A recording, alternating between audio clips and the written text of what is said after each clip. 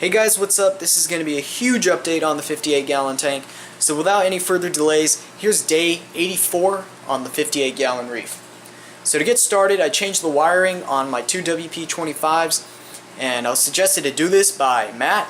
His channel name is NotW21, and thanks for the suggestion. It worked out really well. As you can see, the tank has a nice, clean, polished look now without having the pesky wire below the WP25s. So if you guys have any other suggestions, feel free to put them in the comment section below. I'll be glad to take them into consideration. Moving along, I added some new fish. One of the new fish is a yellow tang, who should be coming out any second now. Where are you at? I just saw you. But anyways, it's a yellow tang, and I got him from a dealer in the Bay Area. I took a big risk with him. He told me I don't need to quarantine him, so I didn't. And so far it's working out really well. I don't recommend doing what I did. Always quarantine your fish, especially tangs. They are really prone to ick. So far he's doing really well. He's eating mysis, he's eating nori, he's eating pellets, and he's also picking at the rocks, swimming around everywhere. So he's doing really well. I think I got lucky. I don't recommend doing what I did, but overall it's working out really well. And he's been in here for around 2.5 weeks, maybe 3, I would say. Yeah, 2.5 weeks. So I'm still on the edge with him, but maybe in a week or so I'll be more comfortable with him, and he'll be more of a permanent member of the tank.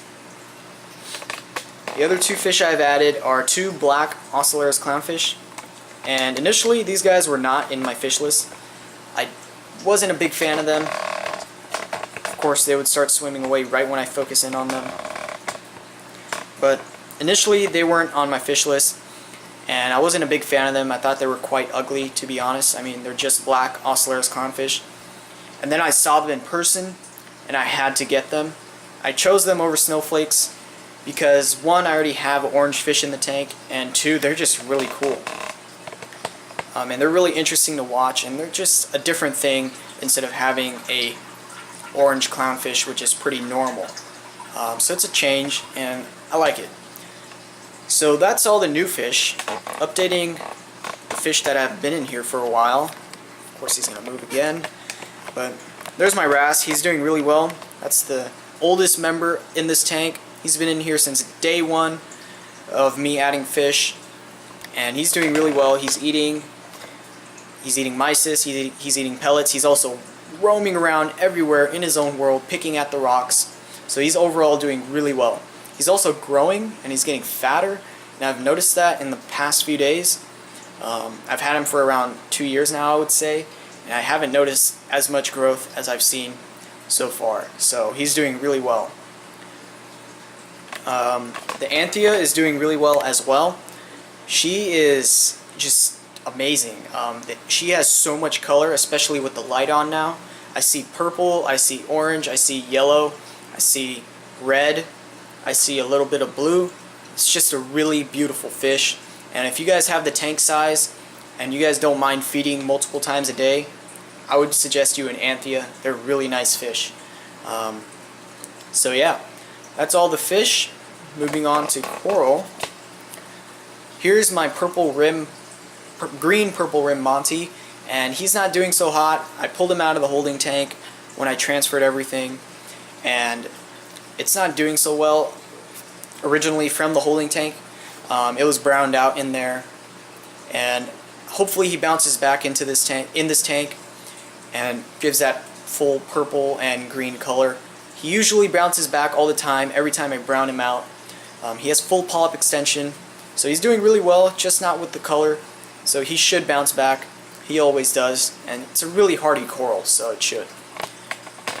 Second coral I added is a red Monty. Same thing goes for the red Monty. He's browned out. He has full polyp extension. This guy I've broken into 5 pieces, and he's grown back. So I'm not worried about this guy. I'm not worried about the green Monty either. They're really hardy coral, and they should come back. So yeah, we'll see, because I'm really not planning on buying new Monties. Finally, I added my Anemone, which was a little bit of a journey. I researched online and I put together multiple strategies. One of the strategies were holding the rock upside down over a bucket of water, and that basically allows the anemone to expose its foot and sag down, and that worked out really well. It took out about half of its foot. Then the other quarter I had to take out using a round part of the zip tie very gently. I cannot emphasize that enough. I went around the foot very gently, peeling off the foot with the zip tie and massaging it at the same time, which allowed it to let go. So I did that, and that took about 3/4 of the foot off.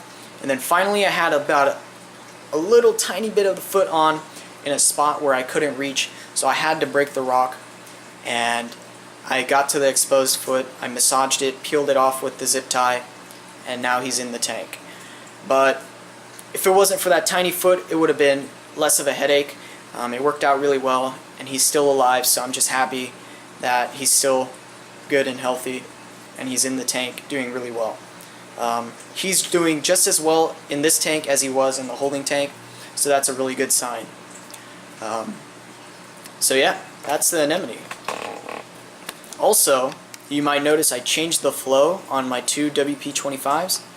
And for those of you who aren't familiar with WP25s, I just made the wave bigger instead of having a bunch of small waves.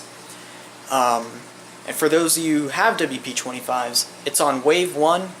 Well, the left pump is on wave 1, S2, with the knob at 20%, and the right pump is at wave 1, S1, at the knob at, I would say, 10%. So it provides a really random flow, and so far it's working out really well. It's kicking up a lot of stuff, and it's not touching my sand bed. Except for that little spot right here, which is getting blasted by my return. I'm going to have to add some lock line to it to redirect the flow. Right now it's shooting right at the sand, so it's blowing the sand back a little. So that's that. If you notice, the Radion is on the tank finally, and I think it came out really nice. Let me see if I can get you guys to get to level with it. Oh, there's no way. But the Radion is on my custom tank mount. Well, I would say semi-custom. I'm using a AI tank mount with a adapter on there that I made custom. Basically allows me to convert the AI mount to a Radion mount. Actually, let me just show you guys. You guys probably already seen it in my old video, but here it is. That's the mount for the Radion, and it gives it a really clean, slick look. The wire isn't even that visible, except for this little part right here, but then other than that, it goes down the groove just like the AI would, and it's a really nice clean look, and it's really sturdy. So that worked out really well. If you guys want to know how I did that, go ahead and send me a PM, and I'll go ahead and tell you guys. And if you guys even want me to make you one, I can. So just send me a PM and we can work something out. Going down into the sump, here's a little tip for you guys. If you guys are having a lot of splatter and a lot of salt creep from your drain line, if you guys have a union on top of your standpipe, put a hard ring filter sock over it, and have that little flap on the inside of that hard ring filter sock sit on top of the union, and this basically allows you to ride the sock nice and high so you can catch all that splatter. And I've been running this for about a week now, and I haven't seen salt creep since, and it's doing really well. And see how it works out for you guys. It most likely 100% should work out, but there's a little tip for you guys if you want to prevent some salt creep and protect your stand. Also, I've added my Eheim heater finally, since I transferred over my coral and my anemone, and I also hooked up my auto top off. So yeah, that's basically it for the tank. I'm planning on making the door over Thanksgiving break, which is in the next 3 weeks, I think. I'm not sure, but it's coming up soon in the next few weeks. So I'm going to be making the door for this tank. I'm thinking one giant panel instead of two tiny ones. I don't want to have the seam in the middle, so I think it'll look nice and clean if I have just one huge panel. It's going to be a magnetic panel. So I can just pull the whole thing out, get a bunch of room to work in, and put it back when I'm done. So yeah, that's about it for this video. If you noticed over here, I still have my auto top off jug outside. Well, I have my auto top off jug outside. Planning on encasing it into a ottoman, which I'm planning on getting maybe this weekend sometime. So yeah, that's about it for this video. If you guys like the video, I would really appreciate a like. If you dislike it, hit the dislike.